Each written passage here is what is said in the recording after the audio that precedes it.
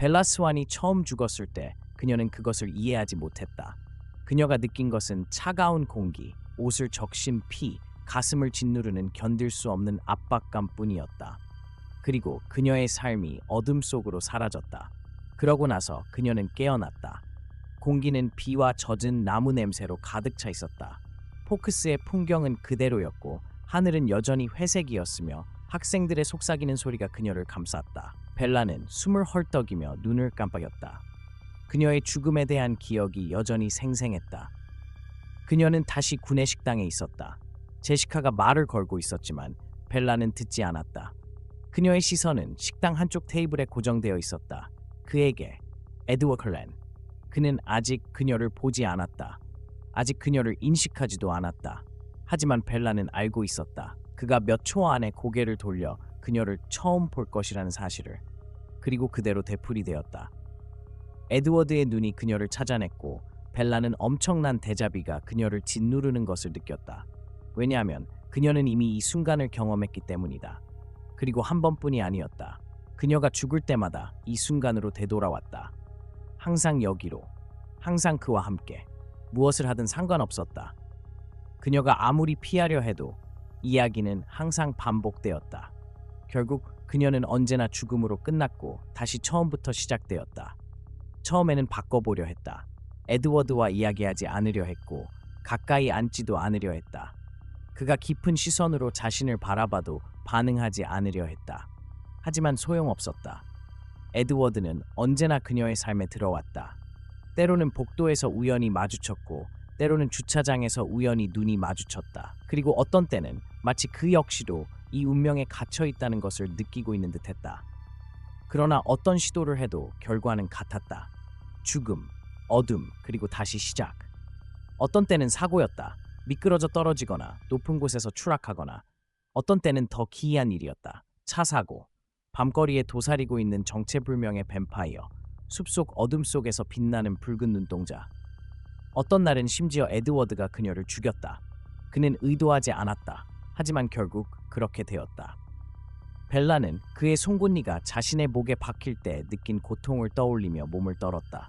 그리고 에드워드가 자신이 저지른 일을 깨닫고 공포에 질려 목소리를 떨던 순간도 결말이 어떻게 나든 상관없었다. 그녀는 항상 구내식당으로 돌아왔다. 그리고 매번 돌아올 때마다 에드워드는 점점 더 위험해 보였다.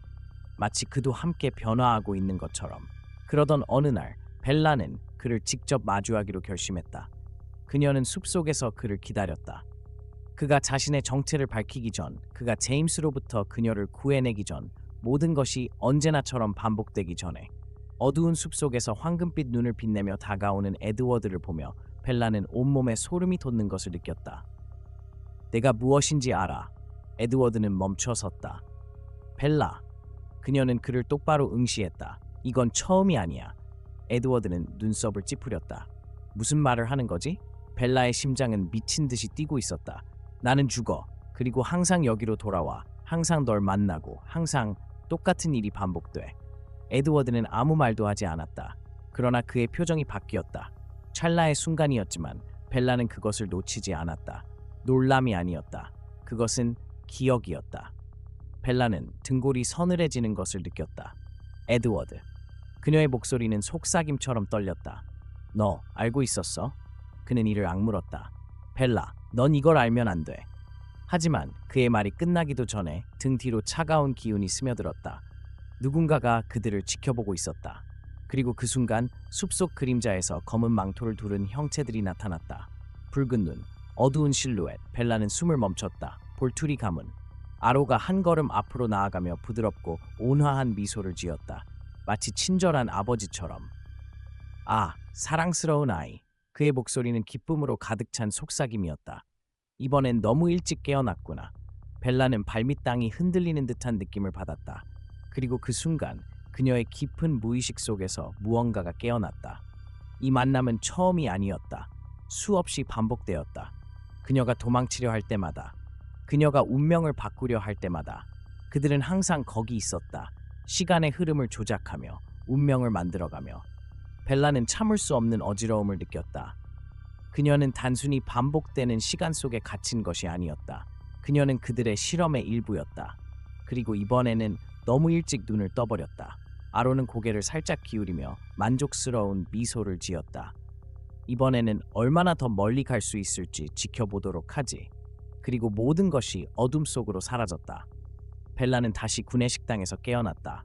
제시카가 말을 걸고 있었다. 공기는 비와 젖은 나무 냄새로 가득했다. 그리고 저 멀리 식당 한쪽 구석에서 에드워드 컬렌이 고개를 들고 그녀를 바라보았다. 또다시. 하지만 이번에는 벨라가 두려움을 느끼지 않았다. 이번에는 그녀가 준비되어 있었다. 카페테리아의 공기가 더욱 무겁고 비현실적으로 느껴졌다. 벨라는 몇 번 눈을 깜빡이며 숨을 고르려 했다. 그녀의 심장은 빠르게 뛰었지만 놀람 때문이 아니었다. 두려움 때문도 아니었다. 이번만큼은 아니었다. 왜냐하면 이번에는 모든 걸 기억하고 있었으니까. 제시카는 여전히 같은 말을 반복하며 이야기하고 있었다. 마치 시간 속에 갇힌 것처럼. 이 현실의 이상함을 알아차린 사람은 오직 벨라뿐이었다. 그리고 저쪽 테이블에서 에드워드 컬렌이 고개를 들고 그녀를 바라보았다. 언제나 같은 상황, 언제나 같은 감옥. 하지만 이번에는 그의 눈빛이 달랐다. 벨라는 등골이 서늘해지는 것을 느꼈다. 에드워드가 평소처럼 그녀를 바라보는 것이 아니었다. 단순한 갈등과 욕망이 아니라 그 역시 기억하고 있었다. 그는 너무 긴, 너무 의미심장한 순간 동안 그대로 멈춰 있었다. 그리고 마침내 그의 표정이 변했다. 에드워드는 믿기 힘들다는 듯 몇 번 눈을 깜빡였고 그의 몸이 긴장으로 굳어졌으며 시선이 깊게 가라앉았다. 벨라의 심장이 쿵쾅거리기 시작했다. 그는 알고 있었다. 에드워드 컬렌은 이들이 루프에 갇혀 있다는 걸 알고 있었다. 그리고 만약 그가 알고 있었다면 그는 처음부터 알고 있었던 것이었다. 벨라는 비틀거리며 자리에서 일어났다.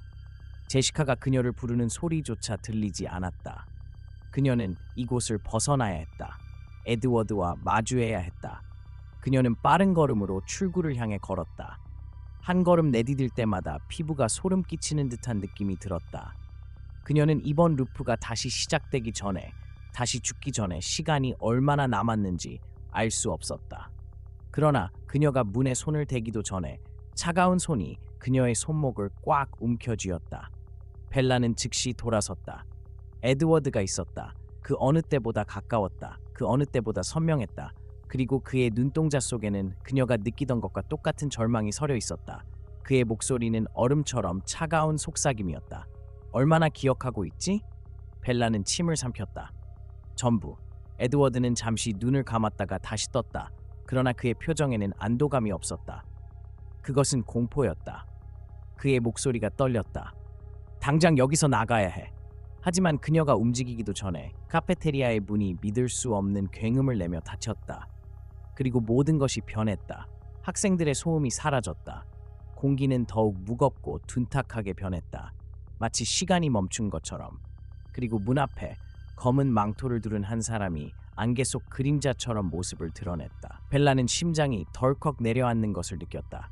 아로, 볼투리의 지도자가 평온하지만 섬뜩한 미소를 지으며 서 있었다. 그의 붉은 눈이 기대감으로 빛났다. 아, 정말 멋지군. 그의 목소리는 부드럽지만 독처럼 퍼졌다. 마침내 미로의 끝에 도착했군. 벨라는 온몸이 굳어지는 것을 느꼈다. 나에게 무슨 짓을 한 거야? 아론은 머리를 약간 기울이며 가짜 호기심을 드러냈다. 아니, 사랑하는 아이야. 올바른 질문은 이거란다. 우리가 너에게 그동안 몇 번이나 똑같은 일을 했는가? 주변의 세계가 흔들리기 시작했다. 마치 바닥이 구부러지는 듯했다. 카페테리아도, 학교도, 포크스도 모두 거짓이었다. 한 번도 진짜였던 적이 없었다. 벨라의 기억이 폭풍처럼 밀려왔다.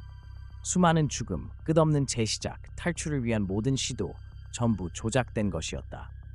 그녀가 진실에 가까워질 때마다, 에드워드가 정해진 흐름을 거스르려 할 때마다 볼투리는 루프를 다시 돌렸다. 이것은 단순한 실험이 아니었다. 이것은 개조였다. 왜? 벨라는 떨리는 목소리로 물었다. 아로가 미소 지었다. 너를 완벽하게 만들 필요가 있었기 때문이지.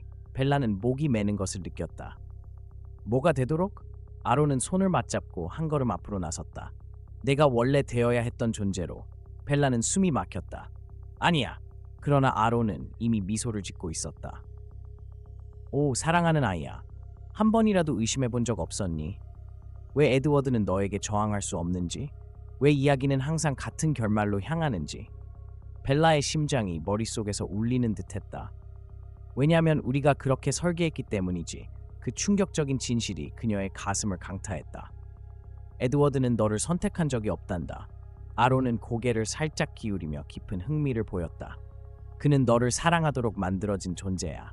그리고 너는 그의 파멸이 되도록 창조된 아이야. 세계가 그녀의 눈앞에서 산산조각났다. 에드워드는 분노로 이를 악물며 말했다.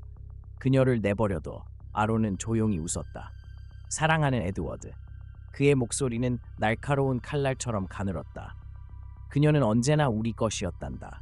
그리고 그 순간 벨라는 강렬한 이끌림을 느꼈다. 몸이 아니라 정신에서. 마치 그녀 안에서 뭔가가 깨어나는 듯한 느낌이었다. 그녀의 모든 죽음, 모든 회귀, 그녀의 이야기 자체가 이 순간을 위해 조정된 것처럼. 이 루프는 형벌이 아니었다. 이것은 부화 과정이었다. 에드워드는 필사적으로 그녀를 붙잡았다. 벨라, 저항해야 해. 그러나 벨라는 이미 알고 있었다. 저항할 수 없다는 것을. 왜냐하면 이것은 선택이 아니라 그녀의 운명이었으니까. 현실이 산산조각났다. 마지막 재시작. 진짜 마지막. 그리고 벨라가 다시 카페테리아에서 깨어났을 때 빗소리가 창을 두드리고 제시카의 목소리가 들려왔지만 에드워드는 없었다. 이번만큼은. 왜냐하면 변화는 완료되었고 벨라는 마침내 깨어났기 때문이다.